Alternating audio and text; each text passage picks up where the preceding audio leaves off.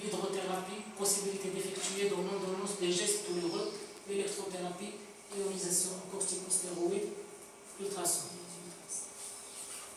Éducation gestuelle. La plupart des activités de prévention ont tendance à aggraver les déformations au niveau des mains, en particulier la déviation cubitale des doigts et la formation du pouce en Z. Il faut apprendre aux patients précocement à modifier ses prises afin de protéger ses articulations. De sorte à prévenir ou retarder les déformations, le terme d'économie articulaire couramment utilisé doit être remplacé par le terme d'éducation gestuelle, car il ne s'agit pas de réduire les activités du patient pour économiser ses articulations, mais de faire différemment pour les épargner.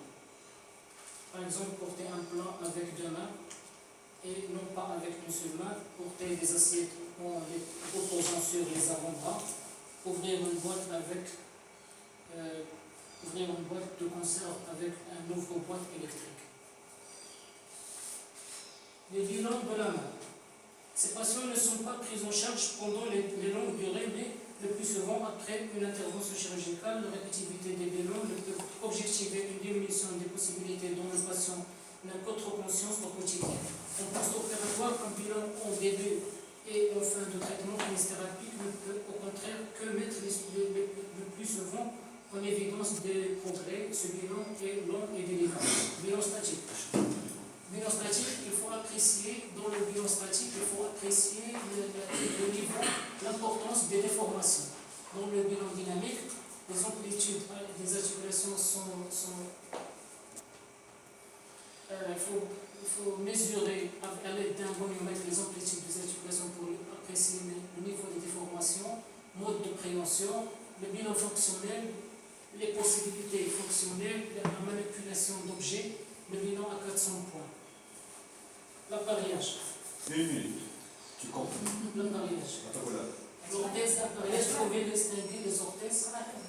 Voilà, c'est largement suffisant. L'orthèse,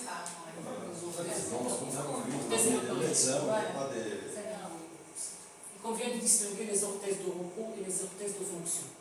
Orthèse de repos, orthèse de fonction. Voilà les images pour dire tout ce que je veux dire. Contrainte et suggestion.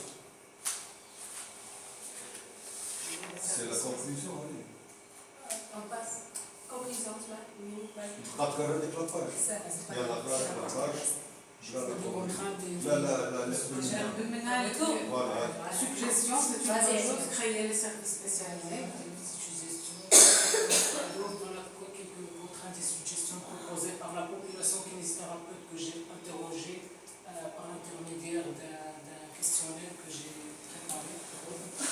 D'ailleurs, la population, on est tous des kinésithérapeutes, pour les contraintes, le manque de matériel, la charge de travail, la surcharge des patients, l'indication de temps consacré à chaque patient, absence de collaboration du patient et de l'équipe, la prise en charge tardive, manque de moyens et d'ateliers, le local ne permet pas la prise en charge idéale, manque de moyens et d'ateliers, absence de la collaboration du patient et de l'équipe soignante. Suggestion, créer des services spécialisés, assurer le matériel et appareils nécessaires pour posture adaptée à ce type de déformation. La prise en charge doit être multidisciplinaire et précoce, établir un travail d'équipe, approvisionnement du matériel, établir un travail d'équipe, recrutement du personnel. Et conclusion. La polyarthrite rhumatoïde, au cours de son évolution, peut avoir un retentissement sévère sur les activités fonctionnelles et professionnelles. À ce titre, son pronostic peut devenir catastrophique et l'efficacité de son traitement se mesure en grande partie à l'efficacité des mesures qui permettent d'éviter une telle issue. À cet égard, traiter le plus tôt possible les formes d'installation récentes pourrait être une solution. Si l'on juge d'après les résultats d'une étude contrôlée dans laquelle ont été inclus malades atteints du polyarthrite rhumatoïde d'installation récente, 2 stratégies thérapeutiques ont été comparées et administrées pendant 2 ans. Au terme de 12 mois, 44 malades étaient en année suivie dans les formes débutantes de l'APL. L'induction prompte d'une rémission sous le maintien maintien de la productivité. L'absence de réponse thérapeutique significative serait en revanche un mauvais présage. La PL n'est donc pas un synonyme d'invalidité.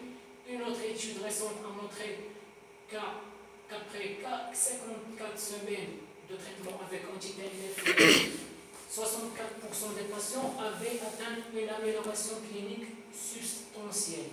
Ces sujets étaient également ceux qui obtenaient le meilleur score professionnel, le moins de jours d'arrêt de travail, un moindre retentissement économique et une meilleure qualité de vie. Cette étude montre à quel point on sous-estime généralement l'importance de l'intervention. La rééducation de la polyarthrite rhumatoïde complète activement la stratégie thérapeutique de l'APL. Le programme de la rééducation doit être personnalisé et guidé par le bilan lésionnel et fonctionnel, dont les poussées inflammatoires de l'APL.